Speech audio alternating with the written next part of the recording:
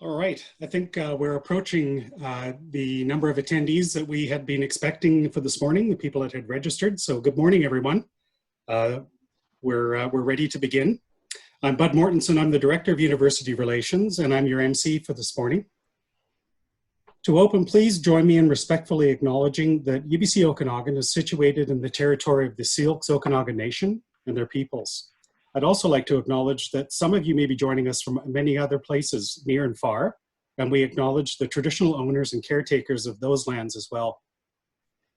So let me quickly go over the format for this morning's town hall. We're going to use the Zoom Q&A features.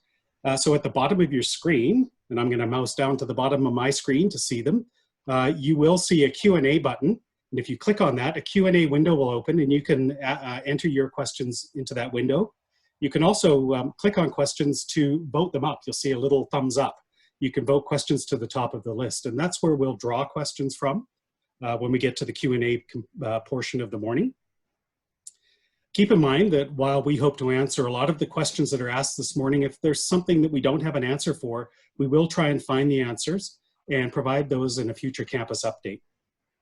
I should also remind everyone that there will be another town hall planned for coming weeks, and that will be hosted by Provost Ananya Mukherjee-Reed with a focus on faculty and academic matters.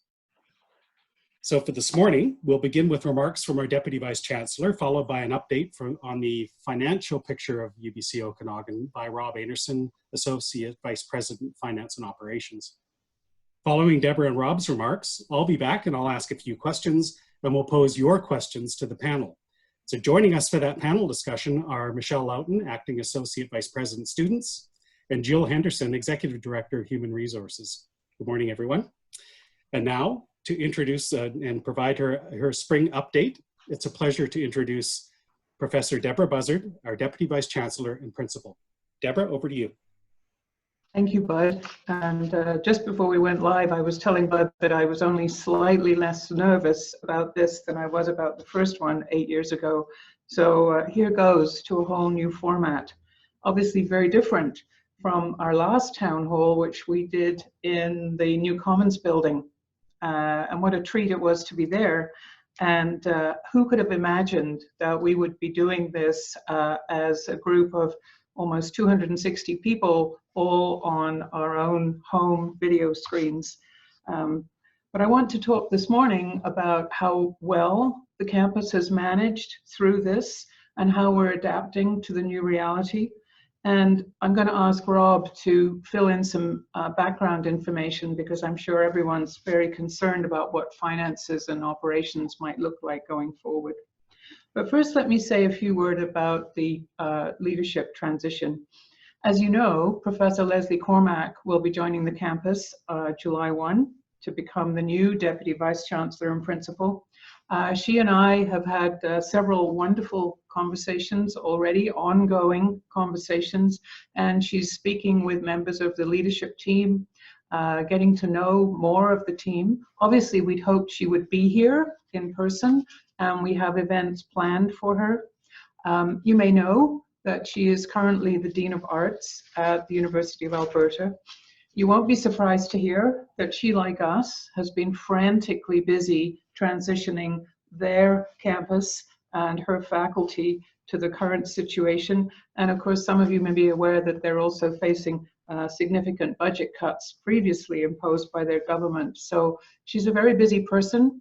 I very much enjoy talking with her, and I know that you will enjoy working with her when she arrives. There, of course, were plans for events to welcome her to the campus. Those have to be revisited as we work out how to do things virtually. But stay tuned for the opportunities that there will be, some virtual, and I hope in the fullness of time, some opportunities to meet her in person when she arrives. She is absolutely committed to being here for July 1, so you will perhaps see her on campus at a safe distance. I don't think I really need to go in depth to talk about the events that have happened over the last 7 to 8 weeks as we adapted incredibly quickly. The remote working arrangements which were put in place are still there. They will be there for most of us until further notice. Most on-campus research is currently curtailed, but there's now planning led by the VP Research and Innovation to gradually resume on-campus research activities as a phased-in approach over the summer. And as you perhaps read on Tuesday's broadcast email, conducting on-campus research and scholarship is going to be limited in the immediate term for those who need to use on-campus facilities and cannot conduct their work remotely. So it's not all research by any means that is coming back on campus. And in keeping with public health guidelines, the majority of us, faculty and staff, will need to continue working remotely wherever possible. And perhaps one of the saddest pieces of this remote new world of work is that our big end of year celebration, the students' graduation, is also going to be done in a virtual format. We are going to make it the best ever virtual grad ceremony. And I think we'll all agree that the class of 2020 will always recognize themselves as real pioneers in having made it through to the end of their program successfully in the very rapidly changing learning conditions. Some bright news is that having adapted to move to online learning, the summer terms, which were planned, are now fully online. I believe from what I've heard that the numbers are higher than ever of students registered. And in the fall, as you may have seen announced on Monday this week, UBC proposes to offer most classes online, with a few select small classes in some specific programs to be conducted in person, adhering to the physical distancing and other public health requirements. So we're operating in a completely different environment from the one that we began the last semester in. But given that, the university and this campus are committed to high quality face-to-face instruction where possible, and to the highest quality remote instruction that we can provide. I know the provost and the faculties individually are working on how best to adapt their program deliveries, and they are working on their plans to deliver their programs in September. And there will be upcoming information in the weeks ahead as those plans are finalized. But in all cases, we have to remember that health and safety remain the first priority. I have to say that planning in an environment like this, where really we've never had to plan for an alternate way of beginning the year in September, has really been an enormous challenge. It's taken a Herculean effort to reimagine our operations in this completely different kind of environment. And there's still a great deal of work that needs to be done. And I'm sure that some of you will have questions about what that might look like. And we'll be happy to answer when we have answers. But as I say, it's still very much a work in progress. I'm hugely grateful to everybody, faculty and staff, for their tremendous efforts to ensure the continuity and the completion of the spring semester, and to help support our students through what for many of them was really a traumatic end to their academic years. And particularly to thank you for doing this while you were probably adjusting to working from home, finding the delights of having small children who wanted to share your workspace, and perhaps like me, sharing inadequate Wi-Fi with a person that I've discovered is a Wi-Fi hog in my own house. Unprecedented would be, I think, a term that we've all heard a little bit too much of. It's an unprecedented situation, but really it is. It is completely without precedent that people would have to adjust enormous institutions like universities to function in a completely different environment. In stepping up to adapt and deliver the courses, professors and instructors saved their students' academic year and showed a remarkable commitment to the students, to each other, and to the overall mission of the university. I couldn't be more grateful for that work that was done, and more proud of what our campus was able to do. In respect to the broader response, of course, as ever, our campus is always highly integrated with our outside community. And for example, identifying personal protective equipment that we could share with our partners in interior health and elsewhere. And I'd just like to take a moment to recognize a few contributions that have come from many on our campus.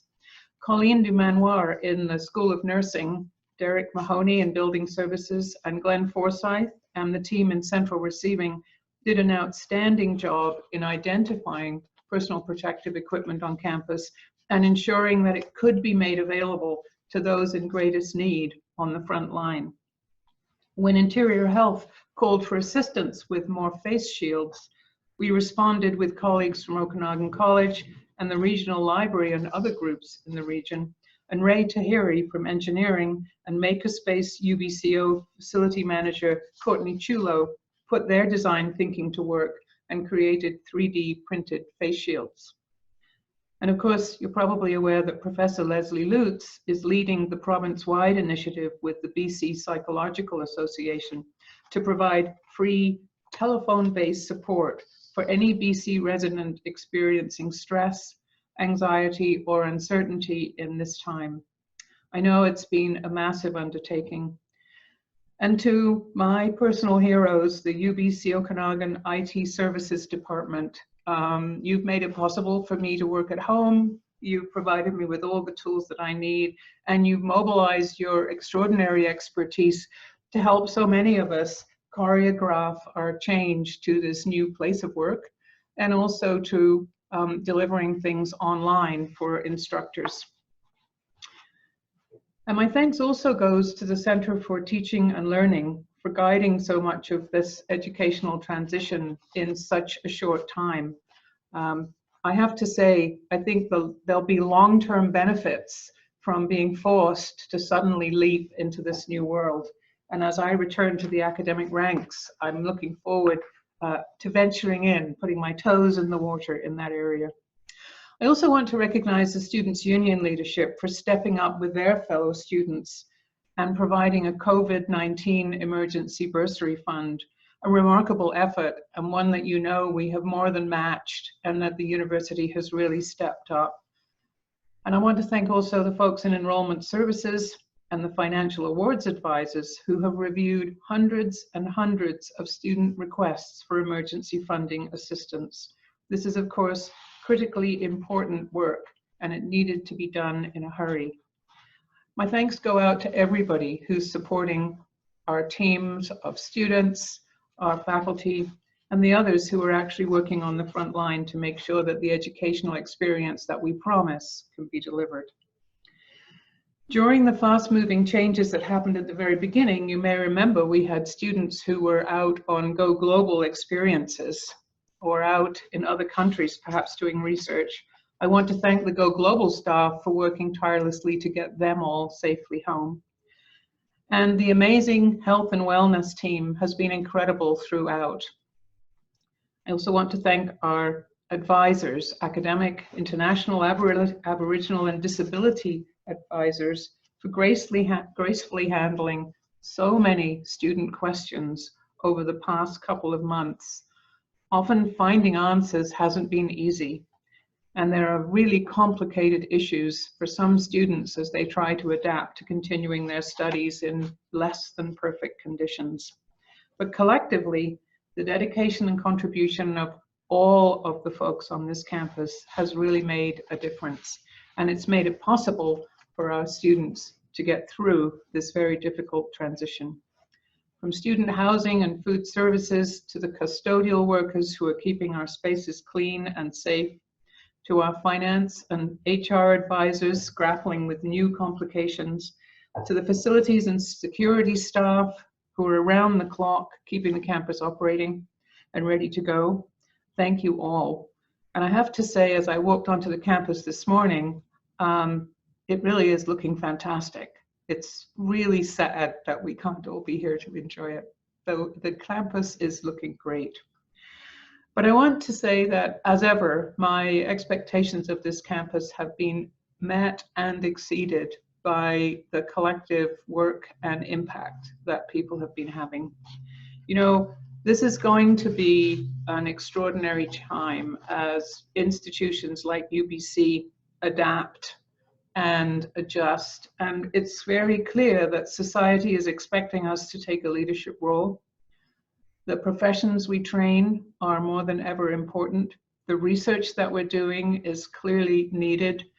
And there's much that we're going to have to find new ways of doing. And that will be challenging. But it will also be incredibly rewarding. And I think the overall mission and the concept of this new campus of UBC has never really been more important than it is today. So let's continue to rally and work on this together. I'm going to thank you for the wonderful times that I've had working as this in the DVC's role. And I'm now going to turn it over to Rob for him to give you the financial news before we open up for questions. Thanks, everybody. Great, thanks so much, Deborah, for that introduction, and I echo all those comments. It is a little bit odd to be having budget discussions at this time of year.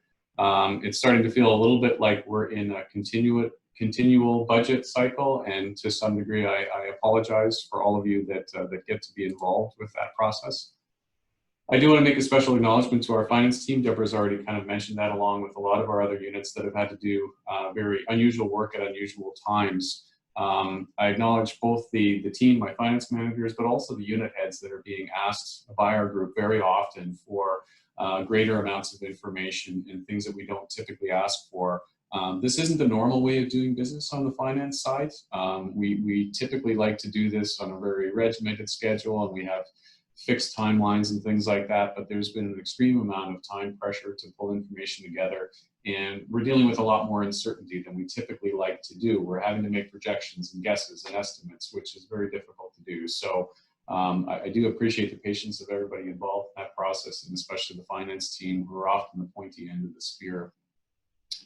So many of you will know that there have been some budget releases already that have taken place for this year. So the Board of Governors had asked us to come forward with the critical things that we needed to release to keep the operations going, and the mandatory things. That's taken place now. That was done at the April board meeting, which is where we typically do an entire year budget approval. This year is obviously not going to follow that pattern. So they did an initial release of what we deemed as Category 1 or critical items for the campus. And the process starts right away to do a follow-up to that, which is, what is the next layer of budgeting that we need to do? And so that will be coming through to your units fairly soon. And there is something that will likely be going to the Board of Governors in a special meeting in July to reflect the fact that we were able to take some time right now to do a bit of a revised budget. So this process is something I'm going to talk a little bit about right now. It's something that we haven't done in the past, so it is something that we're moving and building it as we go. So the material in the next set of slides is coming from a group that has been brought together at a very senior level, where we are talking about this scenario planning and the analysis that we need to do for our COVID-19 kind of response. I'm not going to go through all the detail on the slides. They'll be up for a couple of seconds, so I think you'll have some time to read them. And I'm going to hit the high points because this is something that we've drawn together to kind of share with groups around campus, and it's a little bit more detailed than you would probably necessarily need to know. Again, much of these plans are based on imperfect and changing information. So much of what we're trying to do within this process is build in a factor of adaptability, knowing that a week from now, a month from now, 2 months from now, we're going to know more information about what's going to be happening in the fall financially. So really what we're trying to do is build a framework that allows us to make the best decisions that we can right now, respond to requests by the province of the board and the province, and make sure that we're doing what we can to steward the resources that we have in the best way possible. So Nathan, can I move to maybe the next slide? Great. So pulling this group together needed a basic objective for us, and the goal is to understand the impact of the changes of COVID-19 on our financial situation. So there is going to be broad-based assumptions that we use. There's going to be timelines and assumptions that we're going to have to make at this point in time in terms of how we're going to deliver our teaching and our research heading into the summer, heading into the fall, and then starting again in January. And the team is working on multi-year financial implications and multi-year scenarios. We know we won't hit it exactly, and based on what we are allowed to do by provincial regulations, we have to run multiple scenarios at this point in time, not knowing what the condition will be when we come back or we have things taking place in September. The process itself is going to be a top-down and bottom-up approach. So at a top level, we're trying to gather the information on what we anticipate being our overall student tuition fee revenue, and we're doing that on our campus and in Vancouver at a very macro level to try and understand the impact. But then we're also working with our faculties and our units on the assumptions and their plans for the fall.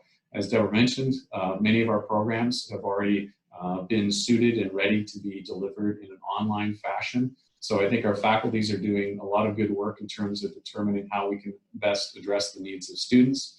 And they're going to know what they can put online, what they can't put online, how are they going to deliver it, how big the sections are going to be. So there is both a strategy to do the calculations at a university level, plus there is also work being done to gather relevant information, knowing that every faculty will be different, every unit will be different on terms of what they're going to do and how they're going to approach the challenges. So this process reflects the steering committee's information, so these next few slides, but there is also a great amount of work that's happening at a working group level.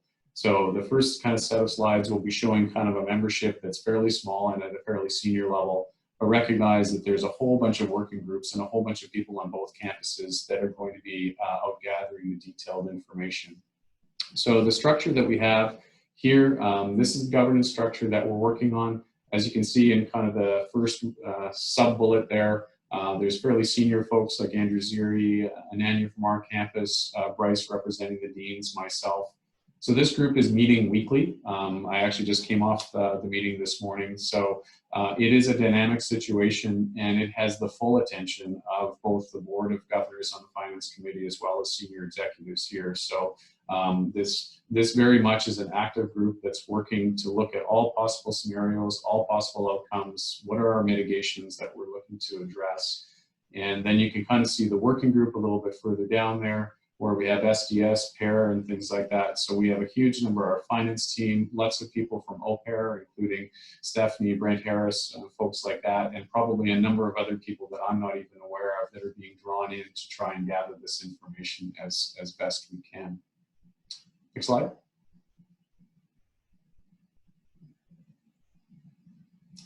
So these are the guiding principles that we were looking to as an overall group. So when we were putting this together, we are trying to find consistent assumptions so we have predictability, minimize disruptions to university operations, critical services, enable functions that have predictable transitions, maintaining welfare of faculty, staff, and students. So at a high level, we wanted to make sure that we understood what we're trying to do. These are critical situations, and some of the numbers, when we look at the range, are concerning. I'm not going to lie, every university finance team, I think, is struggling with the potential for fairly significant amounts. We don't run really rich budgets on any institution, so having a significant disruption does cause concern, but we do need to draw them back to the guiding principles of what we're here to do, which is maintaining the research engine, maintaining the teaching and learning that takes place for our students. Next slide.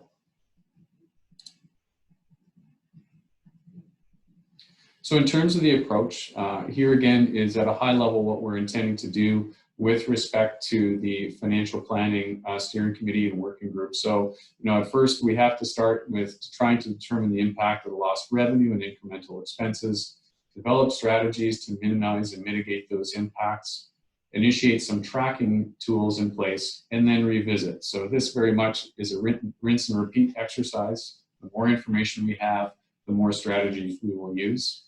When it comes to mitigation strategies, there are things, this isn't just about trying to figure out whether we don't have to spend on travel or those kinds of discretionary expenses, which is absolutely a part of what we are signaling to all of our units across campus.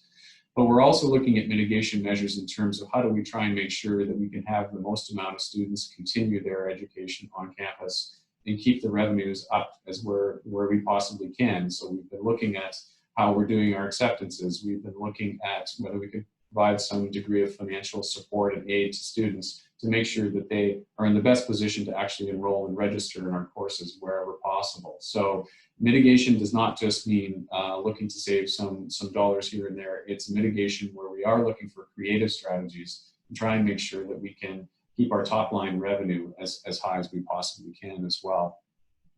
Ultimately, this exercise will result in a revised budget, like I mentioned, that's going to the board, as well as information to guide to the province of British Columbia, who Peter and team at a very senior level are having weekly conversations with all of the post-secondaries, but also the public sector, just to understand how we're trying to approach this. And we do need to stay in, to some degree, lockstep with what the province is doing and how they're approaching these things. So this revised budget will take place in July, and more information will be coming out over the summer as to what we will be doing to respond to the financial situation we find ourselves in. Next slide. So this is just a high-level picture of the governance structure. This is very early on, and so the CMT and the EOC, for those of you who love your acronyms, CMT is the Crisis Management Team, and the EOC is the Emergency Operations Center. So at this point in time, we are transitioning from what was considered a crisis at the onset from COVID. There is going to be more of a business as usual. So the top end of this structure is probably really going from the steering committee up to the executive of UBC on both campuses. So don't get too worried about how that's kind of structured in here. But this does show you that there are multiple work streams that are taking place, looking at revenue sources, incremental costs, looking at mitigations for expenses, and a tracking and analysis group. So this is just meant to kind of show you that there is a lot of horsepower going into this, and we're doing our best to be as informed as we possibly can with these streams and this information. And UBCO, even though it's not specifically identified here, has representation in all of these streams at both a senior as well as a working group level. So I can assure you lots of people are being deployed to represent our campus so that we know what's taking place as well. So I think that might be my last slide, Nathan. Is that the end? Yeah, it is. So that's a high-level snapshot. More information will be coming. Like I said, we had a meeting just this morning with respect to what our plans are, and we recognize that lots of people have questions. As Deborah mentioned, some will be answerable now, but many of them aren't. There haven't been drastic things that have taken place that we aren't letting you in on at this stage, and we will do our best to try and inform you as those things move forward. That's it for me. Very good. Thank you, Rob, and thank you, Deborah. So we'll move into the Q&A portion of the morning. Just to remind you one more time that there is a Q&A feature in Zoom. At the bottom of your screen, you'll see the Q&A button. If you click on that, a window will open, and that's where you can enter your questions. And if you see a question that you like, if you're not asking one yourself, but someone else has asked a question that you like, you can click on the thumbs up, and that will vote it up to the top of the list. So while people are thinking through and asking some questions, I have a couple that can start us off with. And I think the first one, a pretty general question, but in light of the provincial government's announcements of phasing in a resumption of services around the province over the past week or so, some people may be wondering about the status of working on campus. And so Jill, I wonder if I could ask you, I'm working at home. Should I be starting to think about returning to campus to work? Not yet, no. The only active planning that we're doing right now is for research and for some limited startup of on-campus research. And, we've just this week received guidelines from the government about how to carefully restart some activity. So there's a ton of planning that's going to need to go into that. So everyone stay wherever they can. You should be staying working at home for the foreseeable future. And before you come back, there's going to be a pretty detailed plan for your area. Very good. Maybe going a little bit further down that road and thinking ahead to September and the beginning of courses in September, the fall term. Michelle, I'm wondering, will there be an experience for students on campus, those that are on campus, should that come to pass? What kinds of things will students expect to see when they come to campus in the fall?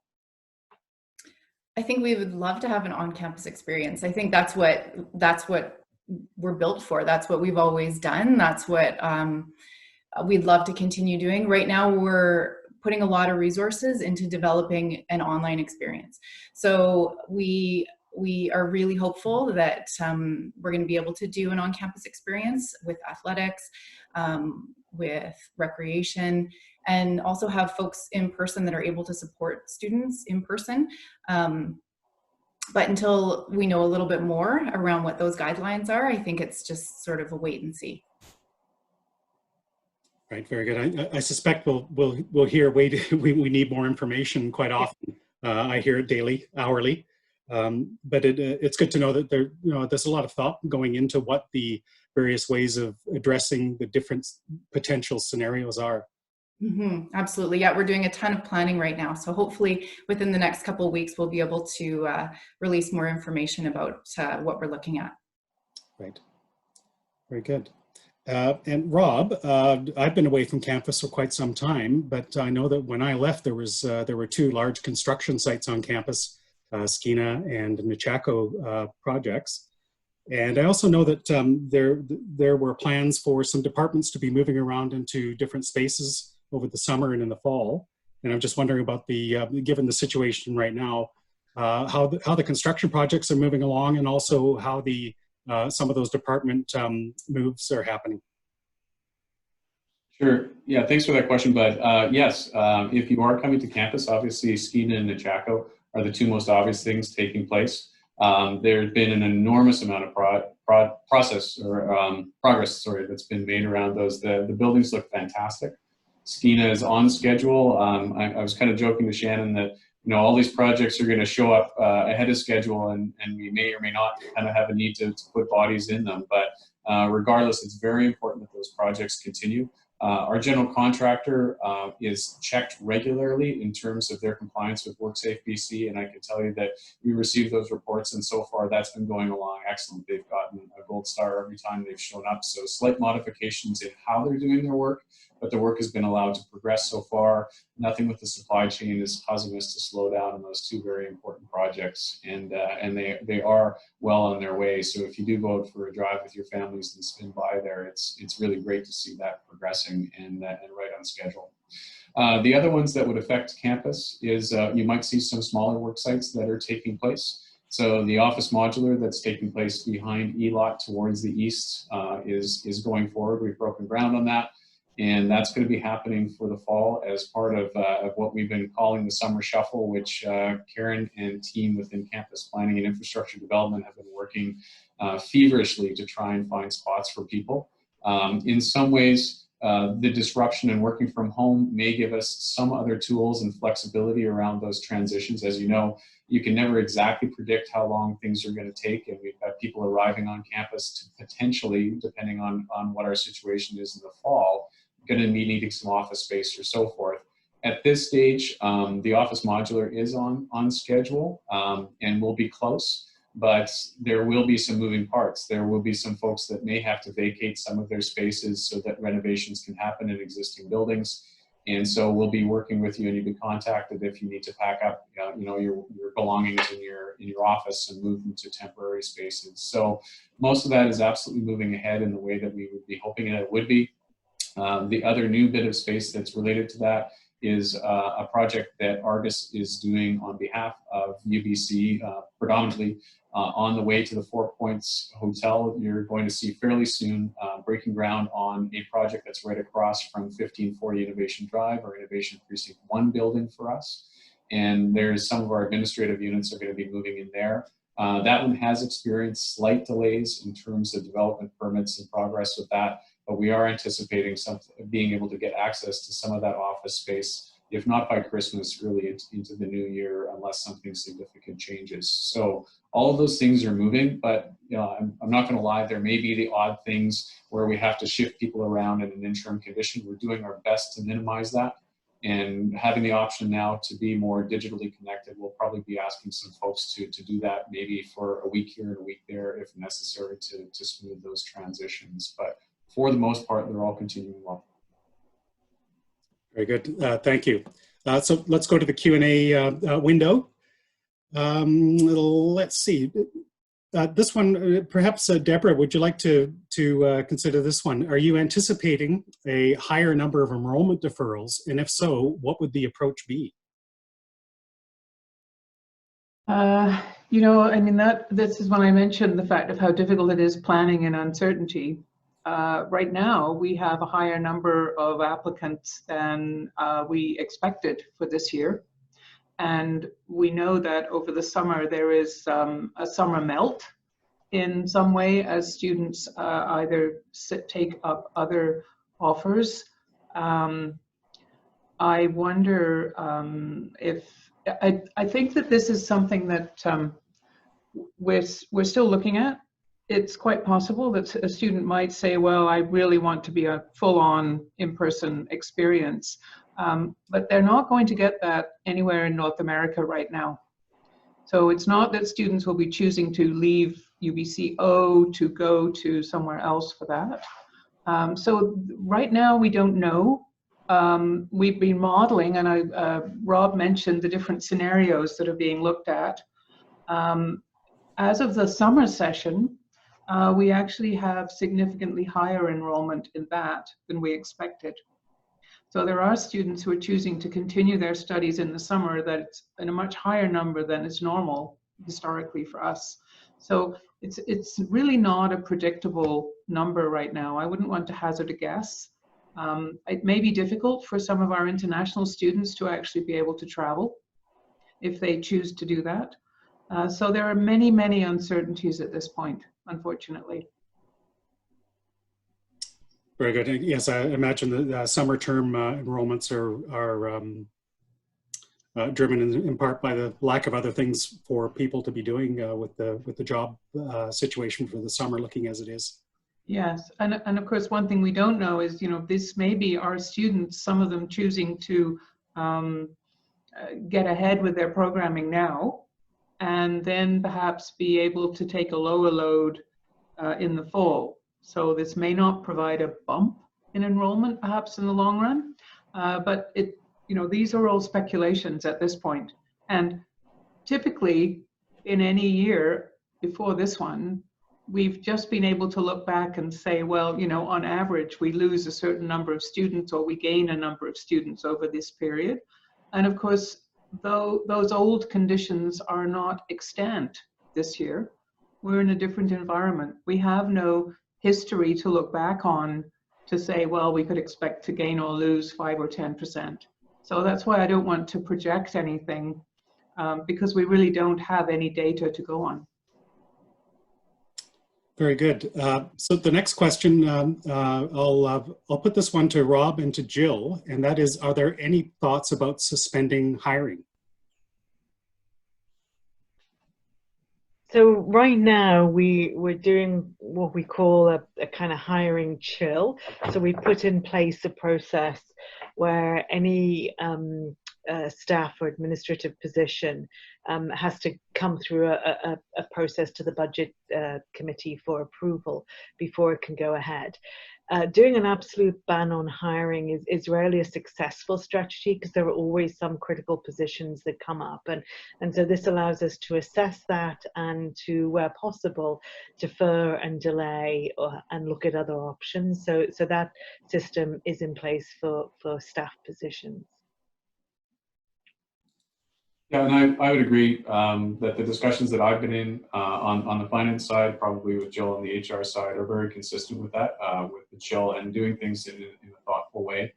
At a real macro level, I think we need to recognize that we are part of a government system. And so anything that we do has an impact on other institutions, as well as just shifting potentially the burden around. So there are very thoughtful conversations that are taking place on how we address these things in the best way possible, and whether that's refilling empty positions or folks on leave. I think we're taking those on a one-by-one basis, trying to do that in the best way possible. And I think more information is going to come as we get through this next round of discussions at a senior level in the executive. We'll have more signals from the province as well as from the executive as to how we want to really approach cost minimization over the summertime heading into the fall. So there is another kind of related question, and it's actually at the top of the list right now. I understand other post-secondary institutions across Canada have had to lay off some employees. Is that being considered at UBC? Not at this time. What we're looking at, I mean, there's a range of other initiatives and options that we would go to before we go to layoffs. Because layoffs are the least desirable things that you want to do, and that's very much in the mind of everyone, that that would be certainly an option of last resort. So we'll be looking at things like redeployments, looking at things to do with controlling overtime and other expenses. You know, the hiring chill's already been mentioned. So there's a range of strategies that we would put into place before we went to a layoff potentially, but that isn't actively at all actively being planned at this point. Could I add to that as well? So, you know, in the medium to long run, of course, we know that this campus needs to keep growing, and we are very actively looking at academic growth and renewal in the medium to longer term. So we don't want to do anything in the short term that's actually going to injure that. But in the really short term, as we adapt to imagine delivering our academic programs online, there's actually a lot more work that needs to be done to, you know, take a course that's been given historically in 3 hours of lectures with a lab attached and develop the materials. So there's actually a lot of work, and we're going to be needing a lot of hands on deck and a lot of support in teaching and materials development. And I know that Heather Barringer and those folks who support teaching through the library operations and the Center for Teaching and Learning and the faculties are going to be very busy over the summer actually getting ready to deliver, you know, all of those first year classes in a way that they have never been given before. There's actually going to be, in the short run, there's going to be more work over the summer. And there'll still be more work as we support students, many of whom will be actually not able to benefit from having the on-campus support. So I know that Michelle and her team are looking at how, you know, disability support for the Indigenous students, etc., how that's going to work for students who, some of whom may be on campus, but also there'll be those who are not able to be here. Very good. Just extending that on-campus theme, there's a question. Is it expected that the return to campus would happen at the same time for both the Vancouver and Okanagan campuses? Deborah or Rob, perhaps? So as I say, there's so much uncertainty about any of this. Right now, the word is that we have early stage planning for some research that requires access to facilities, for example, maybe plant growth facilities or labs, particular equipment, though their plans are in beginning for that to come back. For that to come back, we have to meet the requirements of the public health authorities, which they are being quite stringent about: social distancing, availability of testing, availability of personal protective equipment, etc. And we are still working out how we will be able to do that. And we've all seen different models about how much social distancing one needs to have and how much restriction of interactions. You know, can we put 30% of people back into a building? We need our operations folks, we need our health and safety folks to actually give us the right information that will say, well, actually, you know, this building, if you're going to be doing this, and here you can only have that many people. How do we manage that? And those are things that we're actually working on all the time.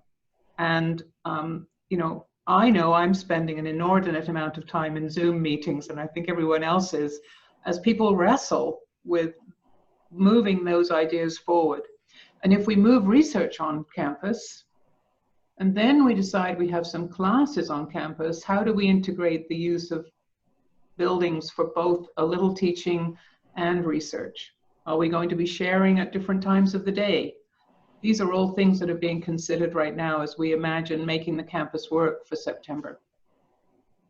No, and I would agree, but I think all the conversations that I've been having, we're looking at this as a system-wide response to this. I don't think there is a sense, like Deborah said, every building's function is a bit different in certain cases, but there hasn't been a sense that we would do something different for the Okanagan because we're our size versus Vancouver and their size. And things like student housing is managed consistently across the campuses. So the rules that we would apply in Vancouver would be very consistent with the ones that we would be doing here on our campus. So there's no sense that that would be different.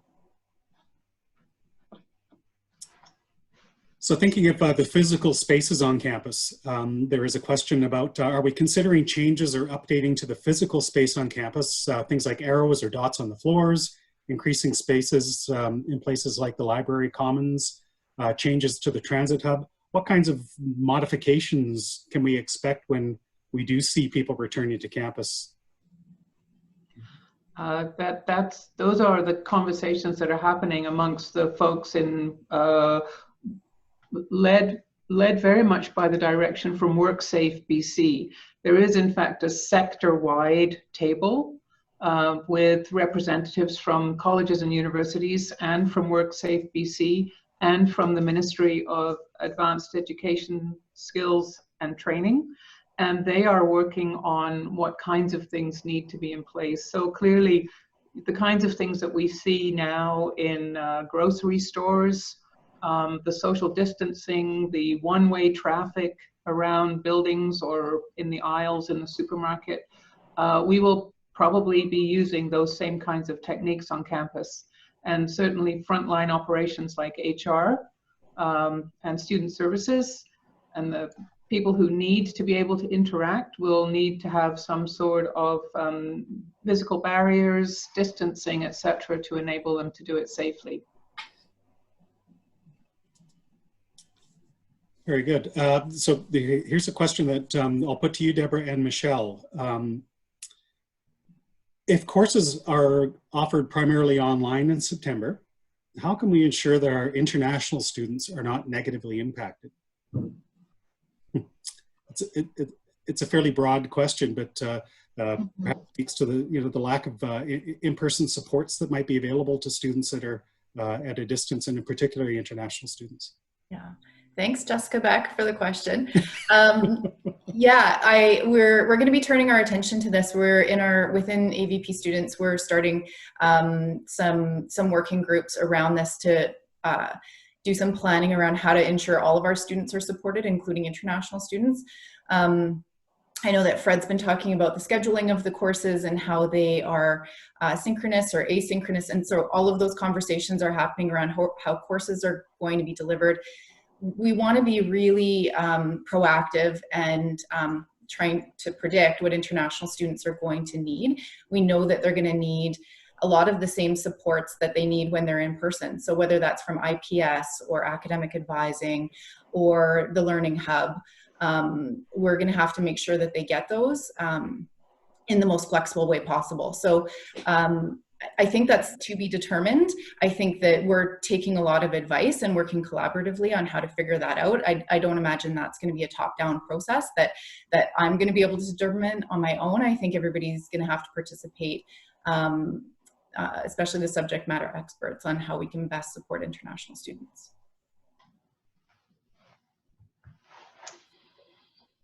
Thanks for that. And Deborah, I'm just going to give you a little bit of a heads up that I'm saving one of these questions for the end, when we have a few minutes at the very end.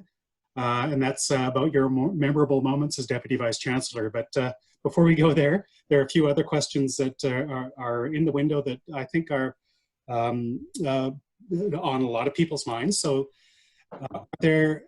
are there any HR discussions taking place about the long-term sustainability of the current situation for working parents with small children at home? There's a lot of uncertainty about elementary schools reopening and what caregiving options might look like for the summer. So Jill or Deborah, perhaps could you provide a bit of an update as to the status of daycare on campus? Well, there's good news and bad news about the daycare. The daycare at the moment is, of course, closed. But good news is that they've used that period of closure to advance their plans for renovations. And I'm hopeful that they will be planning to open up well in time for the regular academic year. I haven't got an update. Maybe Rob knows more about the progress on that. But the intention is to have daycare functioning. We are planning to build a large extension, a second piece of the daycare. And I know that SHUSH, the Housing and Hospitality Services, are investigating the provision of more daycares on campus as part of their future plans. So those are relatively good news pieces. Unfortunately, the daycare is not available at the moment. And so it's quite difficult. Jill, I don't know if you have any further information on the work-related piece of people being supported to work while they have children at home. I mean, we don't have anything from a kind of practical point of view about, we're not planning camps or anything like that, because so much is uncertain, and we don't usually provide that service. But what we have been doing and encouraging leaders and supervisors, we recognize how difficult it is for parents trying to juggle work and looking after young children, elementary age children. And so, we're just encouraging everyone to think about flexible working hours. If parents need to kind of trade off against each other and work in a slightly different way and at slightly different times, then that is what has to happen right now. The other option that some parents have used is to take some vacation time. Particularly, I saw that particularly as parents are getting to grips initially with the homeschooling aspect and getting their kids on Zoom. But we don't have any kind of magic bullet or magic solution for that. I mean, it's something that we're aware of, concerned about, and trying to be just as flexible and advise flexibility in terms of when people work and how they get their work done. I would add that I would encourage folks to plan to take vacations. If you have vacation, I would, I mean, I know we're all feeling rather stressed by the period that we've been through. I know I'm looking forward to a vacation in July, and I think vacations are really important. Very good. So we had a question about the future of employment. So I know we touched a little bit on this already, but the future of employment, there are some people working at UBC Okanagan that may be concerned about the future of employment generally. Does anyone have Jill, perhaps, on your thoughts on the way that we're able to do our work with remote working arrangements, for example, is potentially changing the future relationship between how us and the work we do, where we do the work. Yes, I mean, we have all been learning new ways of working and interacting with each other, and at this stage, it's a little early to say how sustained this is going to be and what impact that's going to have on the future of employment. But I certainly think that it's opened some new horizons that are both positive and negative. But I mean, I don't see personally that we're going to move to any kind of permanency around remote working. However, I do think, having had this experience, that and seeing how working from home can work, that it does offer that opportunity to think about how we have blended approaches to work that actually meet the needs of both the university and our staff and faculty. So I think, coming out of this, whenever we feel that we're coming out of this, will be the time that we really start to reflect on those kinds of questions and what the future of work will look like as we leave this experience. I mean, it's certainly looking right now that we're in it for the long haul in terms of maintaining abilities to work at home. When we look at the government advice around, if you're even a little bit sick, whereas ordinarily we come in when we have a cold, that's absolutely not going to be acceptable moving forward. And so the reality is that some people even when, you know, we're more back on campus, we'll be spending more time working at home because of things like that. And so, you know, how we adapt to that, how we manage that, how we support staff and faculty to do that will be kind of ongoing discussions, I think. And maybe I could add to that. I think that, you know, discovering that we can do things remotely and do them quite well will open up other opportunities for us. I think of, you know, friends of mine who are general practitioners and doctors who are now actually seeing patients virtually, not requiring everyone to come in and sit in their waiting room and risk picking up some other illness in addition to their original problem. So I think as we see some of those things coming, and professions and professors realizing that we may have more tools now at our disposal for teaching, learning, and perhaps even in our research world, that may actually open up some opportunities for thinking about things differently. And as Jill says, you know, we're recognizing that actually there are lots of things you can do virtually. There are ways that people can be still being productive if they do have to be at home. So I think it may actually make the world of work in some ways more easy and flexible going forward. I'd just like to, you know, the very question might be framed as, should we be afraid of losing, you know, long-term stable career-related employment at UBC? And my answer to that will be absolutely not. This is a university that's, we've been here 15 years, but UBC's been around for 110 now, I think. And it is absolutely for the long haul.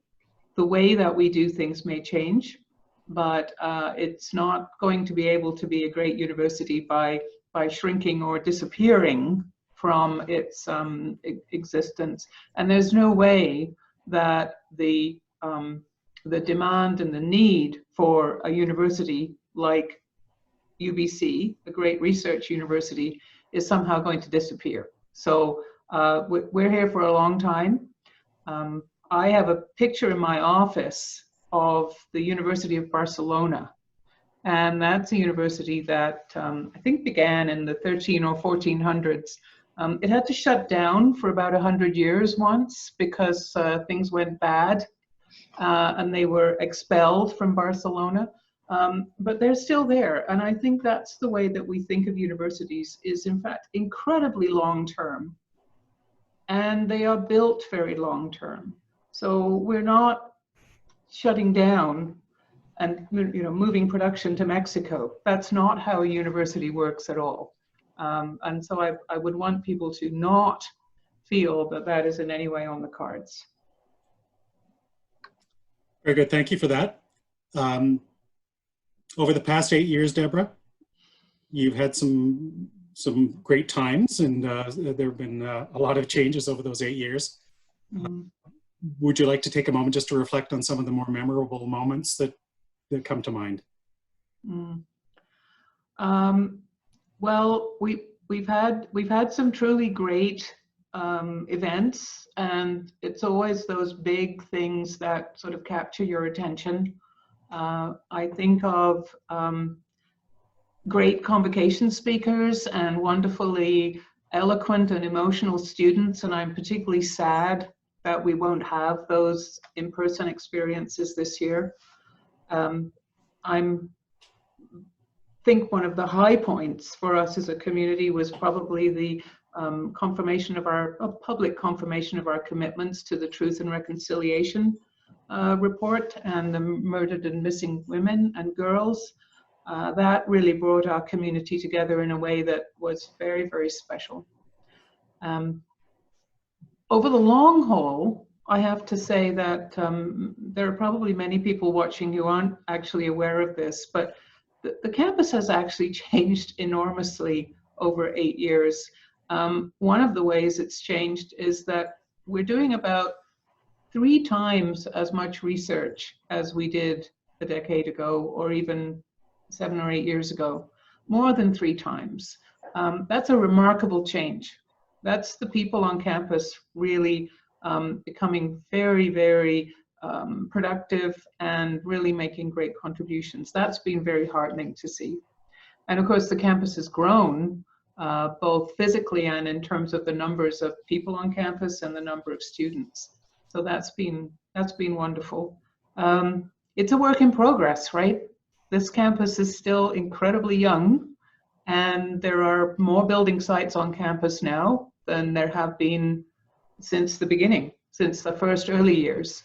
So it's exciting to see that next phase, and I'm really delighted that our commitments to the region are being recognized, and that we're more and more seen as a driver for social, economic, and cultural activities in this region. So I've been blessed to see that. I think there was a moment when some of you may remember that we were visited by royalty.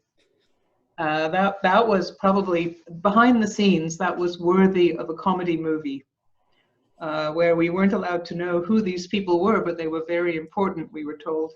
And then finally it could all be revealed. But what a production. Those people who were involved as volunteers and organizers and the security and so on, it was wild. But we did it, and the campus looked great. And it was very, very special to me that of all the places that they could have visited, they chose to come and visit this campus of UBC. Some have observed that they really probably should have gone to the bigger one, but I say no.